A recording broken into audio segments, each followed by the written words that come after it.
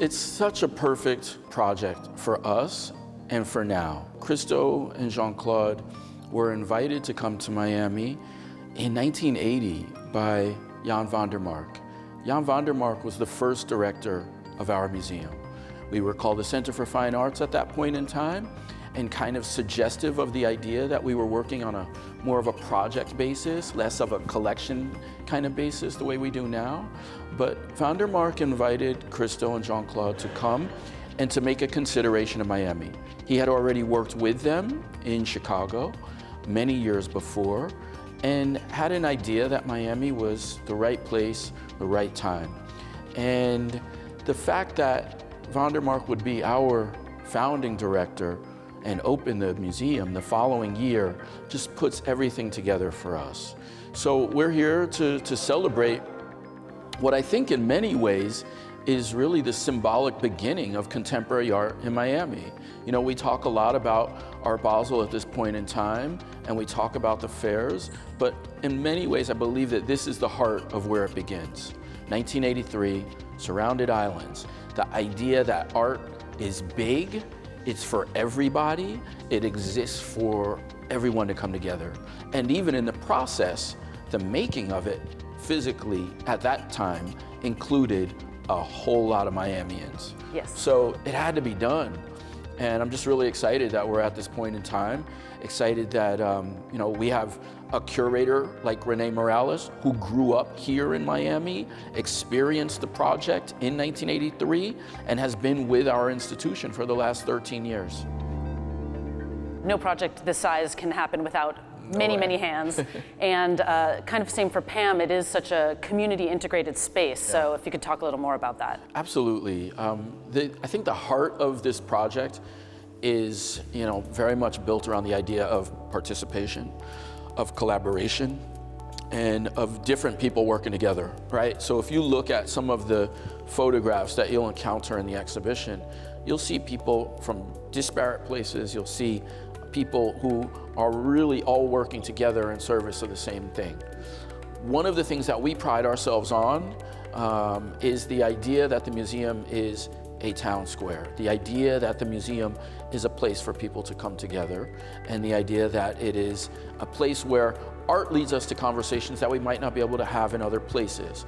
And frankly, you know, I think sometimes it is somewhat of a cliched notion, but we really believe that the potential of the museum is to theoretically make the world a little bit better, right? And I believe that a project like Christo's goes certainly in that direction. No matter how much he may play those kind of things down, you can't take away the idea of the collaboration that it takes to bring such a massive project together. And you get a taste of it with the collaboration that it takes to bring an exhibition of this size together.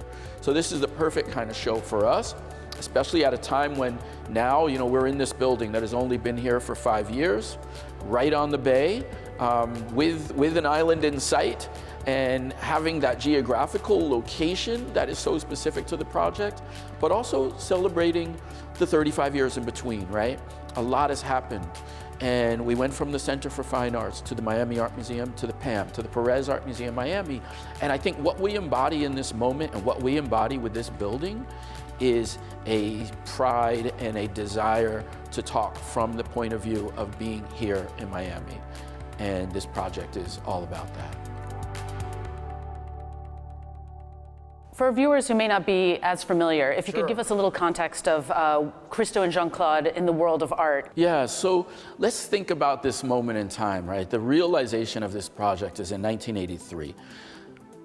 Christo and Jeanne-Claude were working on large-scale projects that, like this one, involved lots of people, lots of bureaucracy.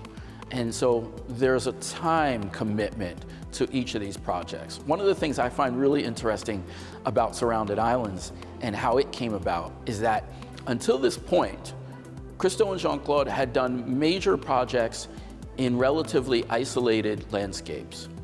Australia, Northern California. And in these places, it was about creating something within the landscape, but they were not necessarily places that were populated, very little. And in the process of conceiving the surrounded islands, they were working on another project. And I would say that there are a couple of other things that were happening in addition to those large-scale projects. There were projects like the Reichstag, which happened in 1981, where you're wrapping a major building, per se, a major piece of architecture. He also did the Arch of Vittorio Emanuele in Milan. So it was these discrete pieces, right? But they were put into metropolitan areas. And so you had on one side the big landscape, and on the other side, the smaller architectural framework, but in the metropolis. Miami brings together both of these things, right? This is the first time that a major landscape work of art or project, if you call it, happened in the middle of a major metropolitan city. And really, Miami is one of the only places on Earth where that could happen because there is so much nature within the boundaries of our city. And it plays that role. Interestingly, Christo and Jeanne-Claude had been working on the Gates project for New York City in the same couple of years running up to Miami. They were not given permission to do this project in Central Park in New York City, but when Miami came along, it was a way of being able to address the metropolis in that fashion on a grand scale. And in Miami, as Christo and Jeanne-Claude have said many a time, is that the water is our Central Park. So the bay is our Central Park. We play on the water. And it's the perfect way of moving that conversation forward, of thinking about how to create something that is large scale, beautiful in the landscape, but also is part of a populace, right? So we complete the piece together.